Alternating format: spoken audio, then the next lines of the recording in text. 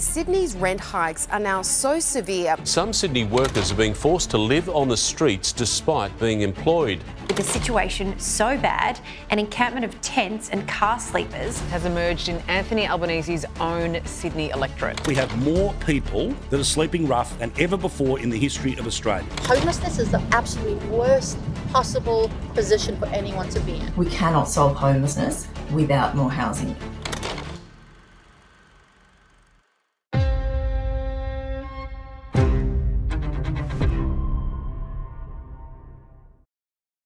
It's one thing to not be able to afford to buy a house. It's altogether another to not be able to afford a proper roof over your head. More and more people are sleeping rough, with homelessness in this state at an all-time high.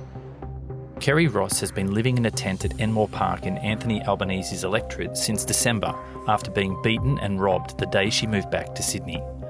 She works for a jeweller and sells her own jewellery, but it's currently not enough to get a place to rent. I've started looking for even just a little garden cottage. So a garden cottage, something like that, but even that is minimum $300, and that's not even furnished. The Daily Telegraph highlighted Miss Ross's situation in May. After being on the front page, TV crews came. The council said it was investigating, but Miss Ross said she has not had any contact with any level of government. Ms Ross was working full-time in admin and renting an inner-city unit until just before the pandemic. Then she moved to Melbourne to be with her grandmother. Victoria's lockdowns took a toll. She does not want to go back there. What she does want is for people to visit her Instagram and Facebook pages to check out her jewellery and to listen to her message about homelessness. It is everyday people that are in this situation. It's no longer people that are just sitting on a corner with their hand out hoping somebody will give them money. These are just people hoping just to have a home.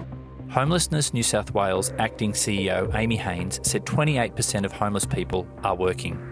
It's an interesting statistic because unemployment rates are quite low at the moment, but underemployment is also really significant. So just because you have a job, it doesn't mean that you're able to live above the poverty line. With social housing waiting lists blowing out and surging demand for homelessness services, Ms Haynes described the recent offerings in the state budget as crumbs.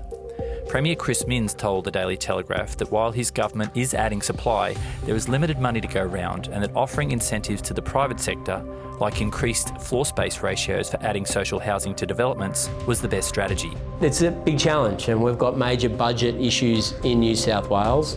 Those things will make a difference. In the long run, we want to attract private capital and use the air rights, the airspace on their developments to produce more into the marketplace. Committee for Sydney CEO Eamon Waterford said there's growing recognition Sydney also needs more subsidised housing, specifically for vital lower and middle income workers, so they aren't forced to leave.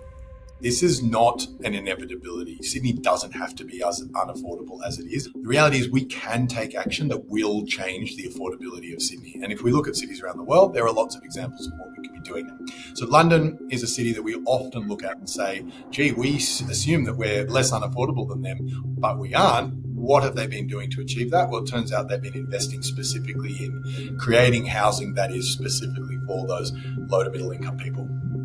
People like nuclear medicine physics registrar Josh Monroe, whose Westmead rental is subsidised by more than 25% through St George Community Housing. He works at the nearby hospital. The SGCH scheme has meant he hasn't had to buy a car and that he can bank some of his earnings. It basically means I can save for the future. That's really, because I'm not a huge spender, so I'm not going and blowing that drinking on the weekends or something. It's been very nice to be able to tuck away that extra income. St George Community Housing is the largest provider in New South Wales. It has 85 apartments in this complex and hopes to add up to 1,000 more through the federal government's new $10 billion Housing Affordability Future Fund. The Daily Telegraph repeatedly requested interviews with Federal Housing Minister Julie Collins and Treasurer Jim Chalmers over several weeks. Sydney is a great city, but the sheer cost of securing somewhere to live here is casting a lengthening shadow. We can win the war on the home front if there's a shake-up that produces a lot more housing pronto. We thought it was just a bubble. Okay. There's just not enough supply. I really love Sydney, but I can't afford it. Homelessness is the absolute worst possible position for anyone to be in.